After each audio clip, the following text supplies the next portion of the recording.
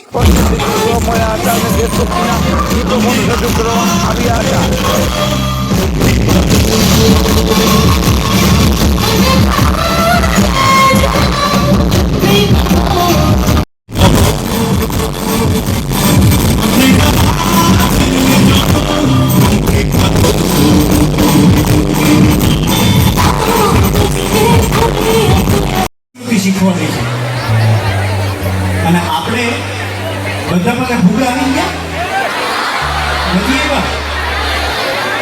હા, હમણાં જ હા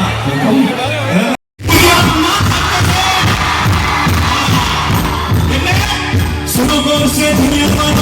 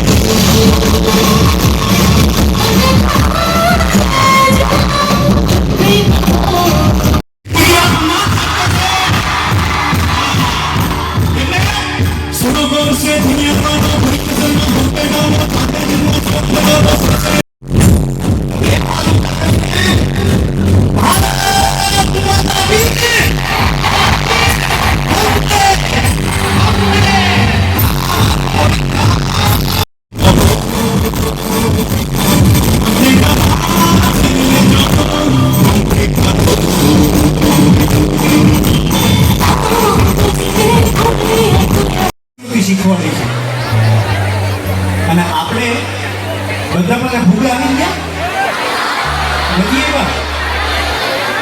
હા, હમણાં જ હા એક વખત હેમંતભાઈ માટે જોરદાર તાળી દી જાય. સારી તાળી હોય યાર, જોરદાર તાળી આપો એક વખત. મનેરી કાકરિયા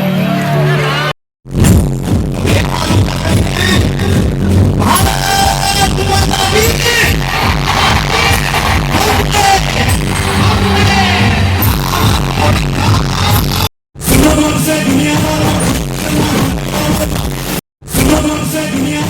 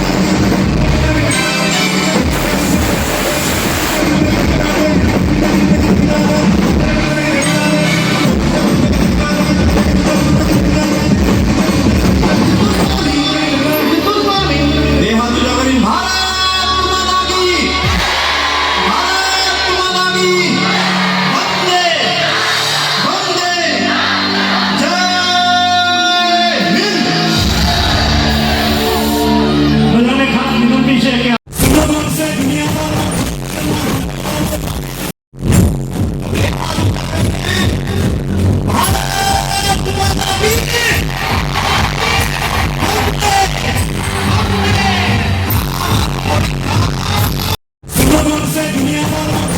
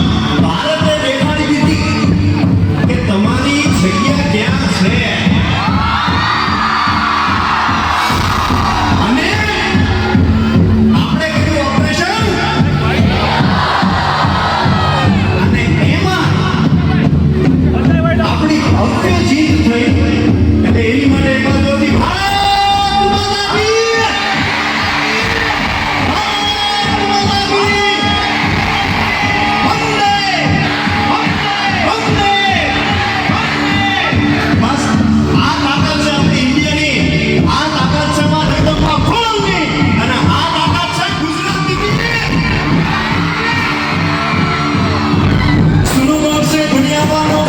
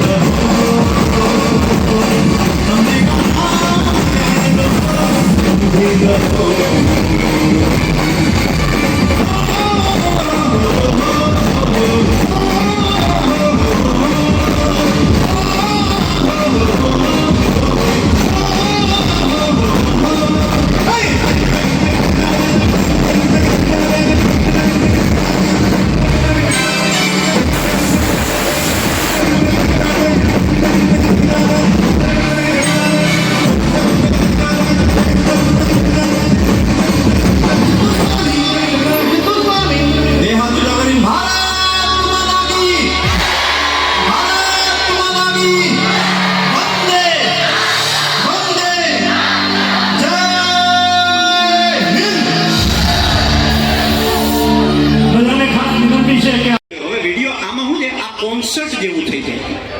આપણે ગરબા લેવાનો છે એટલે અહીંથી શરૂ કરી અને આમ જો આમ ઓલી બાજુ આમ ગોળ રાઉન્ડ કે મોટું જબર રાઉન્ડ થાય ને તો જે 6 સ્ટેપ રિવર્સનો રાઉન્ડ શરૂ કરીએ દેશભક્તિની સાથે.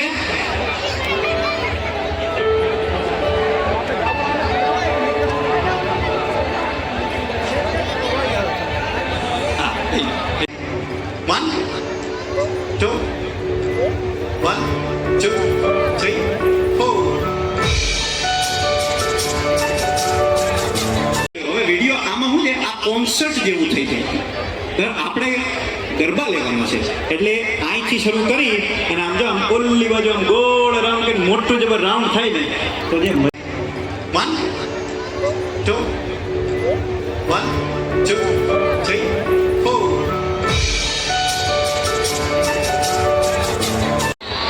6 સ્ટેપ રિવર્સનો રાઉન્ડ શરૂ કરીએ દેશભક્તિની સાથે.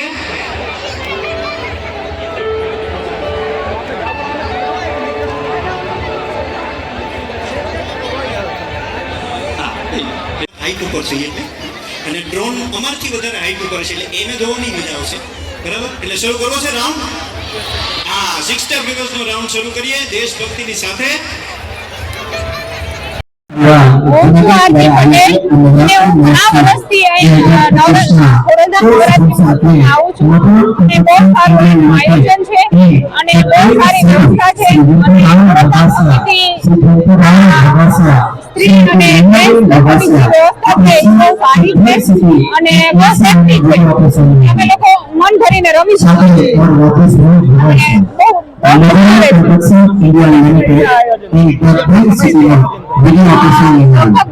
10-15 વર્ષથી ખોડલધામ નવરાત્રી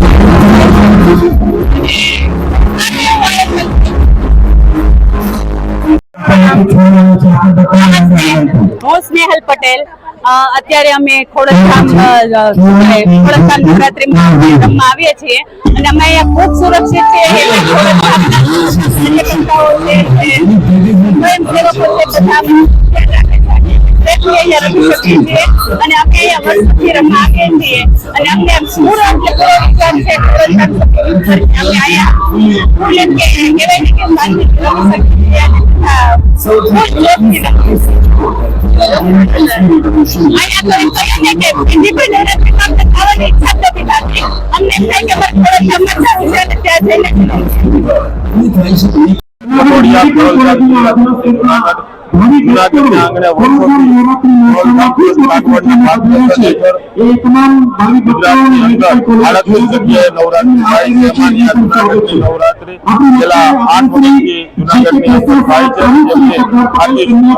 વ્યવસ્થા જુનાગઢના યુવાનો સંભાળે આ ખોડલધામ જુનાગઢની અંદર સેવા કરવા માટે 300 યુવાનોની ફોજ સમાજની સેવા કરવા માટે જોડાય છે. આ 300 યુવાનો જે આ સેવાકીય કાર્યમાં જોડાણા છે એ લોકો પણ ફી ભરી અને પોતે આ એક સેવાકીય કાર્યમાં આહુતિ આપવા અંદર આવ્યા છે. સમાજની અંદર એકતા જળવાઈ રહે, સમાજની દીકરી આપણા દ્વારે, આપણી દીકરી આપણા દ્વારે અને સેવા સાથે સુરક્ષા પૂરી પાડતા અમારા સૌ સેવકોની સાથે સાથે સમાજની એકતાના ઘડતર તેમની સાથે આપણી ગુજરાત સરકારની ટીમ છે ઓપરેશન સિંદૂર સાથે રાષ્ટ્રભક્તિ સાથે આજનો દિવસ રાષ્ટ્રભક્તિ સાથે આ નવરાત્રી મહોત્સવ ઉજવવાના છે ત્યારે રાષ્ટ્રધ્વજની સાથે અલગ અલગ રાષ્ટ્રભક્તિના માહોલમાં ખેલૈયાઓ જમવાના છે. આજનો દિવસની અંદર અમારે ગ્રાઉન્ડની અંદર આજે ગેટ બંધ કરવા પડેલ પરિસ્થિતિ મોરલધામ ગ્રાઉન્ડમાં આવી છે. મુખ્ય કારણ છે કે આજે વધુ પડતી ટ્રાફિક હોવાના કારણે આજે અમારી તમામ વ્યવસ્થાઓ પૂરી થઈ છે અને અપરાધ ન થાય એટલા માટે અમે આજે ગેટ બંધ કરવા માટેની પણ વ્યવસ્થા અત્યારે થઈ છે. અમે સમાજયાત્રા સાથે સમાજને પણ વિનંતી કરીએ છીએ કે જેથી તે આવો. આજે શનિવારનો દિવસ છે એટલે ફૂલ ગ્રામ્ય ટ્રાફિક હોવાના કારણે આજે વ્યવસ્થાઓ ઢીલી પડી છે. એવું કહી છે મીડિયાના માધ્યમથી કે ડે ટુ ડેના દિવસોમાં આ નવરાત્રી મહોત્સવ માણો, સમાજના દરેક લોકોના નવરાત્રી મહોત્સવમાં આવવા માટે અમે આમંત્રણ આપીએ છીએ. પરંતુ રવિવારના દિવસથી સિવાય શનિ રવિના દિવસથી સિવાય આપ સૌ લોકો પધારો. સૌને વિનંતી સાથે સૌ લોકો આ નવરાત્રી મહોત્સવની અંદર પધારે એવી આશા સાથે સૌને જય માતા.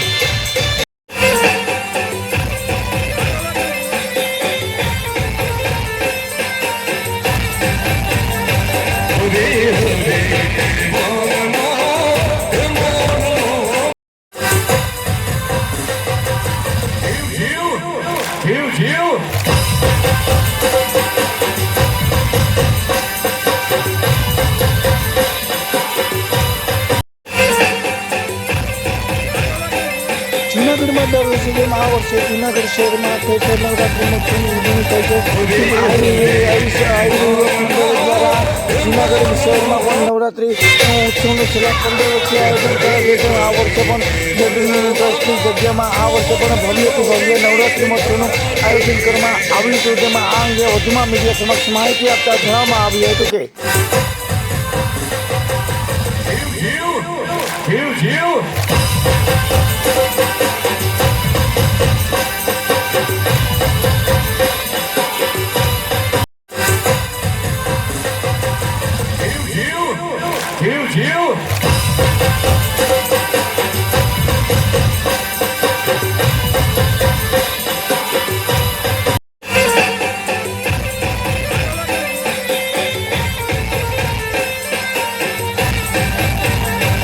Hooray, hooray.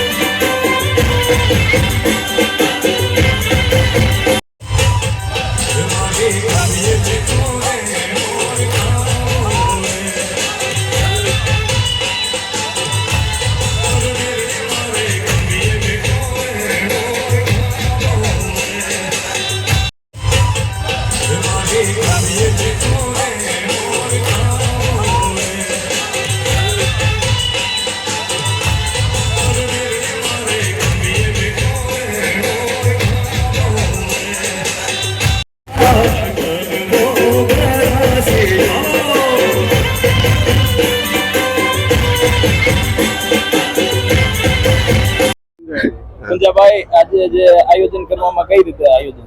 આજે અમે 15 વર્ષથી આહિર યુવક મંડળ દ્વારા નવરાત્રીનું આયોજન થાય છે. યદુનંદન એજ્યુકેશન ટ્રસ્ટની વાડી છે, અમારા આહિર સમાજની જગ્યા છે. આજે 25 વીઘા જમીનની અંદર અમે આયોજન કરીએ છીએ.